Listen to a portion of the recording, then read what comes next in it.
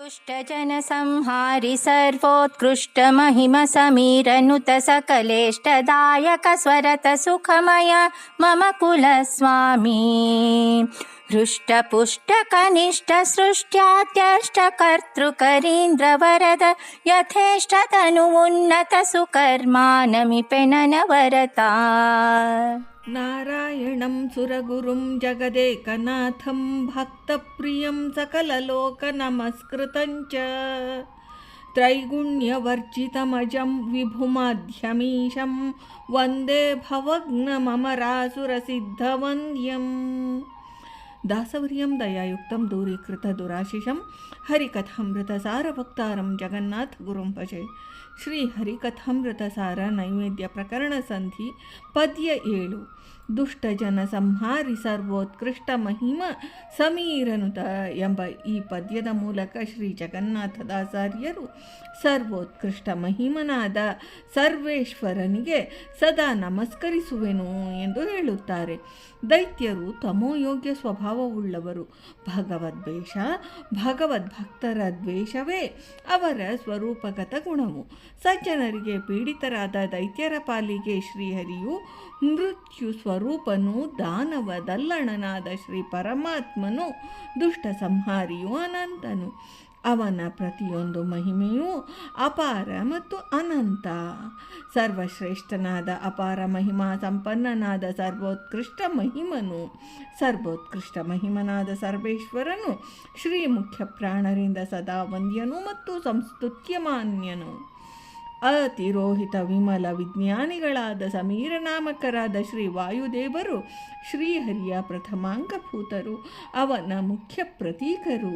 ಸಮೀರ ದೇವರು ಸದಾ ಸರ್ವಕಾಲದಲ್ಲಿ ಶ್ರೀಹರಿಗೆ ಅಭಿಮುಖರಾಗಿ ಅಂಜಲಿ ಬದ್ಧರಾಗಿ ನಿಂತು ಅವನ ಅಪಾರ ಗುಣ ಗಣಾವಳಿಗಳನ್ನು ಸ್ತುತಿಸುತ್ತಿರುವರು.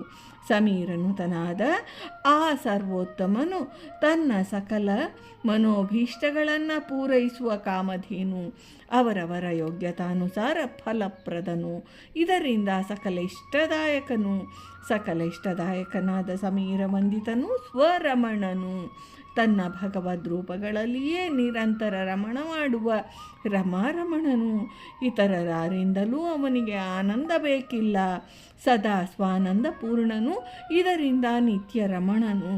ಸ್ವರಮಣನಾದ ಆಪ್ತಕಾಮನು, ಆನಂದ ಪರಿಪೂರ್ಣನು, ಸುಖವರ್ಯ ಸ್ವಯಂ ಆನಂದ ಸ್ವರೂಪಿಯಾದ ಅವನಿಗೆ ಇತರರಿಂದಲೂ ಆನಂದ ಬೇಕಿಲ್ಲ. ಸರ್ವ ಸಚೇತನರ ಆನಂದ ಭೋಗಕ್ಕೆ ಅವನೇ ಕಾರಣನು. ಇದರಿಂದ ಸುಖಮಯನು. ಸುಖಮಯನಾದ ಸರ್ವೋತ್ಕೃಷ್ಟ ಮಹಿಮನು ನನ್ನ ಕುಲಸ್ವಾಮಿ ಅನ್ನುತ್ತಾರೆ. ಇಷ್ಟ ದೇವತಾ ಗರುಡ ವಾಹನನಾದ ಶ್ರೀ ಲಕ್ಷ್ಮೀ ನರಸಿಂಹನು. ಅಹಲ್ಯದ್ಯು ಸ್ವಾಮಿಯು ಸದಾ ಸಂತುಷ್ಟನು, ನಿತ್ಯ ಸಂತೃಪ್ತನು, ಆಪ್ತಕಾಮನು.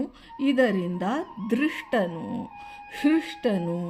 ಹೃಷ್ಟನಾದ ಶ್ರೀಹರಿಯು ಸರ್ವಜೀವರ ಸ್ಥೂಲ ದೇಹಗತನಾಗಿ ಜೀವರು ಭುಂಜಿಸಿದ ಆಹಾರವನ್ನು ರಸವಿಭಾಗಗೈದು ಸ್ಥೂಲ ದೇಹಕ್ಕೆ ಉಪಚಯ ರೂಪದಲ್ಲಿ ಹಂಚುವನು. ಇದರಿಂದ ಜೀವರ ಸ್ಥೂಲ ದೇಹದ ಉಪಚಯ ಉಂಟಾಗಿ ಪುಷ್ಟಿಯಾಗುವುದು. ಸ್ವಯಂ ಪರಿಪುಷ್ಟನು. ಇದರಿಂದ ಪುಷ್ಟನಾಮಕನು. ಕನಿಷ್ಠರಾದ ಜೀವರಲ್ಲಿ ಅಂತರ್ಯಾಮಿಯಾಗಿದ್ದು ಕನಿಷ್ಠ ವಾಚ್ಯನೆನಿಸುವನು.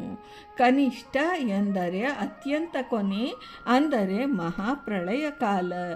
ಆಗ ತಾನು ಲಕ್ಷ್ಮೀ ಸಹಿತನಾಗಿ ಏಕಮೇವಾದ್ವಿತೀಯನಾಗಿ ವಟಪತ್ರಶಾಹಿಯಾಗಿ ಪ್ರಳಯೋದಕದಲ್ಲಿ ವಿರಾಜಮಾನನಾಗಿರುವುದರಿಂದ ಕನಿಷ್ಠ ನಾಮಕನು. ನಿಕೃಷ್ಟರಾದ ಜೀವರಲ್ಲಿದ್ದು ಅವರಿಗೆ ನಿಕೃಷ್ಟತೆಯನ್ನು ಕೊಡುವವನಾದ್ದರಿಂದ ಕನಿಷ್ಠ ನಾಮಕನು. ಇದಕ್ಕೆ ಪ್ರಮಾಣ ಅಣುಬೃಹತ್ ಕೃಶಸ್ಥೂಲ ಶ್ರೀ ವಿಷ್ಣು ಸಹಸ್ರನಾಮ. ಅಣುಗಳಲ್ಲಿ ಅತ್ಯಂತ ಅಣುರೂಪದಿಂದಲೂ, ಬೃಹತ್ತಿನಲ್ಲಿ ಬೃಹದಾಕಾರವಾಗಿ ಆವರಣ ರೂಪದಲ್ಲಿಯೂ, ಕೃಶವಾದ ದೇಹದಲ್ಲಿ ಕೃಶನಾಮಕನಾಗಿಯೂ, ಸ್ಥೂಲ ಪದಾರ್ಥಗಳಲ್ಲಿ ಸ್ಥೂಲನೆಂದೆನಿಸಿ ಇರುವನು. ಇಂತಹ ಹೃಷ್ಟ ಪುಷ್ಟ ಕನಿಷ್ಠ ನಾಮಕನು ತನ್ನಿಂದ ಸೃಷ್ಟವಾದ ಸಕಲ ಚರಾಚರಾತ್ಮಕವಾದ ಜಗತ್ತಿನ ಸೃಷ್ಟಿ ಸ್ಥಿತಿ ಲಯ ನಿಯಮನ ಜ್ಞಾನ ಅಜ್ಞಾನ ಬಂಧ ಮೋಕ್ಷಗಳೆಂಬ 8 ವಿಧವಾದ ಕರ್ತೃತ್ವ ಶಕ್ತಿ ಉಳ್ಳವನು. ಜಗತ್ತಿನ ಉತ್ಪತ್ತಿ ಸೃಷ್ಟಿ, ಅದರ ಸಂರಕ್ಷಣೆ ಸ್ಥಿತಿ ನಾಶ ಲಯ, ಸರ್ವರಿಗೂ ನಿಯಮನ ಮಾಡುವುದು ನಿಯಮನ. ಸಚೇತನರಿಗೆ ಭಗವತ್ ಸಂಬಂಧವಾದ ಜ್ಞಾನ ಪ್ರದತ್ತ ಜ್ಞಾನ, ಅಸುರರಿಗೆ ನಿತ್ಯ ಸಂಸಾರಿಗಳಿಗೆ ಅಜ್ಞಾನ ರೂಪವಾದ ಮಾಯಾ ಅಜ್ಞಾನ, ಜೀವರಿಗೆ ಲಿಂಗೋಪಾದಾನದಿಂದ ಕರ್ಮ ಬಂಧನ ಮತ್ತು ಕೊನೆಯಲ್ಲಿ ಲಿಂಗಭಂಗ ನಂತರ ನಿತ್ಯಾನಂದ ರೂಪವಾದ ಮೋಕ್ಷ ಪ್ರದತ್ವ ಮೋಕ್ಷ. ಈ ಅಷ್ಟಕರ್ತೃತ್ವವುಳ್ಳ ಸ್ವಾಮಿಯು ಅನುವಾಗಿರುವನು. ಕರಂಡ ವರದನು, ತನ್ನ ಭಕ್ತರಿಗೆ ಅವರವರ ಯೋಗ್ಯತೆಗೆ ಇಷ್ಟಪ್ರದನಾಗಿದ್ದಾನೆ. ಆದ್ದರಿಂದ ಯಥೇಷ್ಟಪ್ರದನು. ಯಥಾ ಇಷ್ಟದ, ಯಥಾ ಎಂದರೆ ಯೋಗ್ಯತೆಗನುಗುಣವಾಗಿ, ಅದನ್ನು ಮೀರದೆ, ಇಷ್ಟ ಅಭಿಲಾಷೆಗಳು, ದ ಪ್ರದನು. ಯಥೇಷ್ಟಪ್ರದನು ಸಮೀಚೀನನಾದ, ತನಗೆ ಪ್ರೀತ್ಯರ್ಥವಾದ ಕರ್ಮಗಳನ್ನು ಮಾಡಿದ ಭಕ್ತರಿಗೆ ಅತ್ಯುನ್ನತವಾದ ವೈಕುಂಠಾದಿ ಪರಮ ಪುರುಷಾರ್ಥವನ್ನು ಕೊಡುವವನು. ಇದರಿಂದ ಉನ್ನತ ಸುಕರ್ಮ ಎಂದಿದ್ದಾರೆ. ವಿಷ್ಣು ಪ್ರೇರಣೆಯ ಕೇವಲ ವಿಷ್ಣು ಪ್ರೀತ್ಯರ್ಥವಾಗಿ ಮಾಡುವ ಕರ್ಮಗಳು ಉನ್ನತ ಶ್ರೇಷ್ಠ ಸ್ಥಾನ ಮೋಕ್ಷ ಪದವಿ.